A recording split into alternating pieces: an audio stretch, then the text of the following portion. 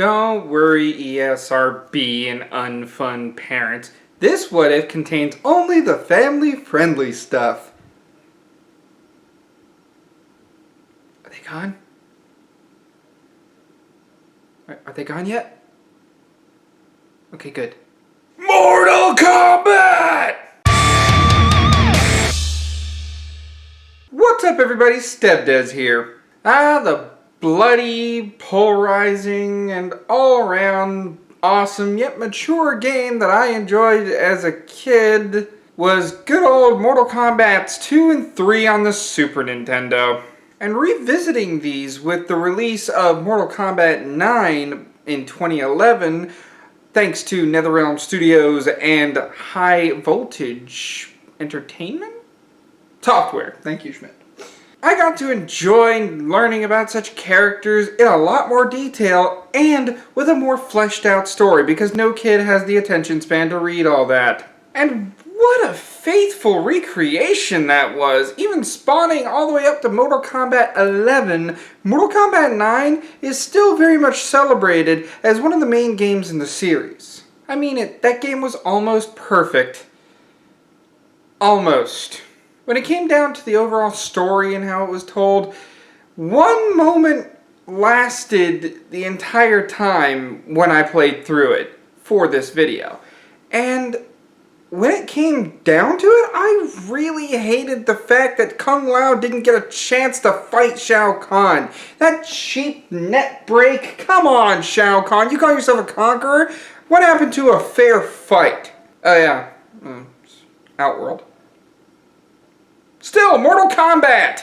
You had to go through Noob Saibot, you had to go through Goro, you had to go through Kintaro, you had to go through Quan Chi and Shang Tsung as a tag team, but Kung Lao didn't get his fight against Shao Kahn?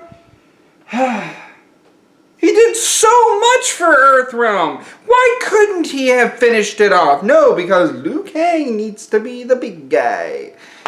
Well, that's going to change with this what if of what if Kung Lao defeated Shao Kahn. Kung Lao had a lot of character development and honestly, I really like him. He's one of my favorite characters. Aside from this guy.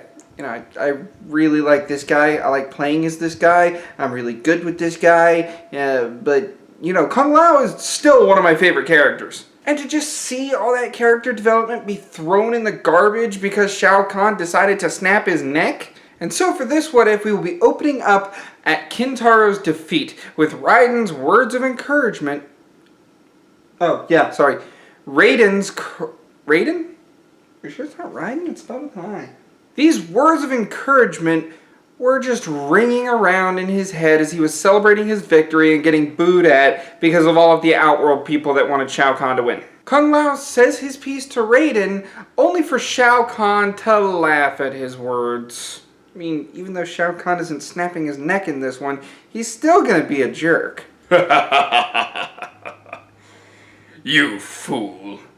Do you think I'll be surrendering my claim to Earthrealm so easily? All of your warriors have been defeated, Shao Kahn. Outworld has lost. Shao Kahn then summons his iconic hammer and proclaims, You foolish child, I am Shao Kahn, the conqueror of all worlds. And this is my smashy stick. I'm sorry, I could resist that. You will die. After the player's undoubtedly many defeats against Shao Kahn, because let's face it, everybody lost a few times fighting this guy for the first time, Kung Lao is victorious, splitting Shao Kahn from the head to the center of the chest with his iconic bladey hat that I really want one. Raiden is very proud of Kung Lao. He definitely made his ancestor, his namesake, very proud. And he's also extremely confused. This time, however, the confusion is different. As opposed to witnessing Liu Kang punch a hole in Shao Kahn's chest and figuring out, oh, well, he needed to win elsewhere and then getting confused about that, his mind is now on who is supposed to be the one to win. Who has to win? Who in Earthrealm has to win? If it's not Kung Lao and it's not Liu Kang, who is it? Raiden would be looking at the Earthrealm crew. Stryker, Cabal, Jax, Johnny... No, not Johnny Cage. And throughout Mortal Kombat 3's plot, that about stays the same. And considering Kung Lao is the protagonist for this What If, I think it's safe to say that Sindel would treat him much like she treated Johnny Cage and Sonya. You know, he gets to live. Everybody else died, but he gets to live. We still get the scene with Liu Kang returning with Raiden and realizing Raiden is probably quite a bit kooky. He doesn't believe in the Thunder God anymore, and he has no reason to at this point, suggesting to surrender to Quan Chi? What the heck is he thinking? Kung Lao, Sonya, and Johnny Cage are tended to, and Raiden decides to hold back and try to help everyone. Just another little butterfly effect, just sprinkled in there. As Raiden's chapter begins, Raiden decides to tell everyone what he's planning. And sure enough, they decide, we'll be sure to go to the portal where Shao Kahn's supposed to be. The least they can do is hold him off. But Kung Lao, still being, encouraged by Raiden, that kind of pompous attitude in his head, that's still a thing. He offers to go with the Thunder God. When he and Raiden discover what's going on and NetherRealm's allegiance with Outworld, it becomes a much harder match. As opposed to only 6 combatants, they're going to be fighting every Earthrealm combatant that has been there. But notice I said there. Kung Lao is in this fight. As opposed to Raiden on 1 health bar having to fight 2 sets of 3 enemies, instead you get 2 health bars with 2 sets of 4 combatants. Yeah, you can't take half a health bar on one and expect to win on the next one. Not only that, but I would make this section a little harder than that on the player. If either of your combatants die, you lose. This would encourage the player to focus on doing the switching often. If they can get switch combos in, this section could be quite simple. Good luck. Seriously, playing this part, God, it took me well over an hour just to fight 6 fights. It was hard.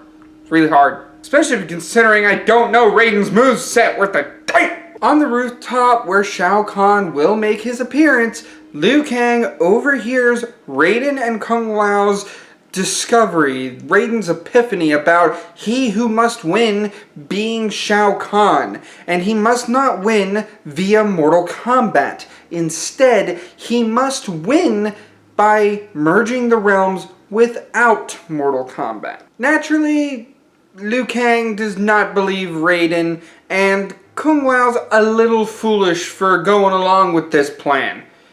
And Kung Lao is trying to tell him in more of a brotherly sense, but at this point, Liu Kang does not want to hear it. Kung Lao stays on the sidelines for this fight as he's conflicted who to fight with, his brother and best friend, or the god of thunder and lightning. Choices. Kung Lao naturally decides to fight with Liu Kang as they both march towards the portal that Shao Kahn is coming out of. And Raiden has to stop them. Again, on the sidelines, Kung Lao isn't going to get between this fight, and the full fight takes place here, as Shao Kahn is just about on the other side of that portal. Before Liu Kang or Raiden can get the last hit in, Kung Lao throws his hat that catches the lightning that Raiden was firing at Liu Kang. For self-defense, of course. Kung Lao's hat takes it because it's metal, so it can conduct that electricity. And before Raiden says anything, or Liu Kang says anything, he comes up with a proposition. Liu Kang, let us surrender until the Thunder God dies. You know that Shao Kahn will want revenge against Raiden, so we should just wait until that revenge is there.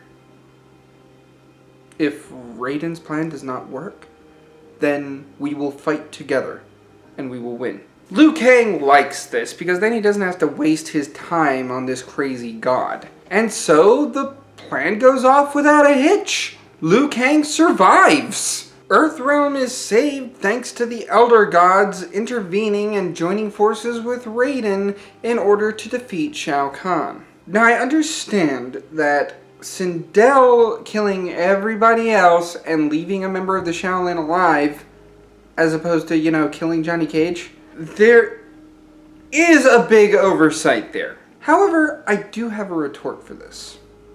Why Johnny Cage? What made her just wound Sonya and Cage, but kill someone like Smoke, Jax, who is also military, and Stryker, who's just a cop? A SWAT cop, but still a cop. The answer? Plot device. If there's one thing I can say about the Mortal Kombat franchise, it knows where to put its pieces. It knows when and where characters need to be in order for the story to work well. When there's too many characters in a situation, they're dealt with. But if there's not enough characters in a situation, the Mortal Kombat franchise knows where and how to get those characters in the current scene. In this case, Kung Lao had a purpose. He defeated Shao Kahn, and he was able to inadvertently save his friend from a demise that would have torn at the heartstrings of the Lightning God. The mark of a great supporting character isn't that that character is in the front lines. And that's the main thought I had going into this What If. Kung Lao needs to stay as a supporting character because that's just where the character shines. As Liu Kang's best friend and Raiden's student. He's truly earned the mark of a great supporting character, at least in my eyes. So what do you think? Do you think Kung Lao's intervention here probably would have added to the Mortal Kombat formula? Or do you think he would have been more effective elsewhere in the timeline? Leave a comment below. I'm interested in reading every comment that comes my way. For more what ifs in the realm of video gaming, like if Master Chief woke up a little sooner after Halo 3, go ahead and subscribe. Like the video if you enjoyed it, and as always, I'll see you in the next one. Ciao.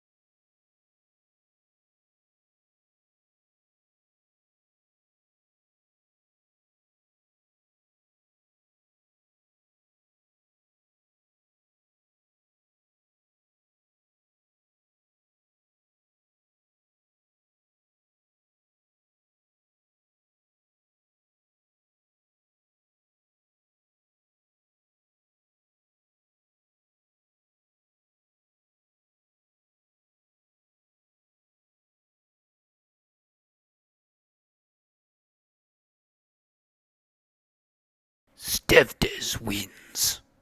Flawless victory.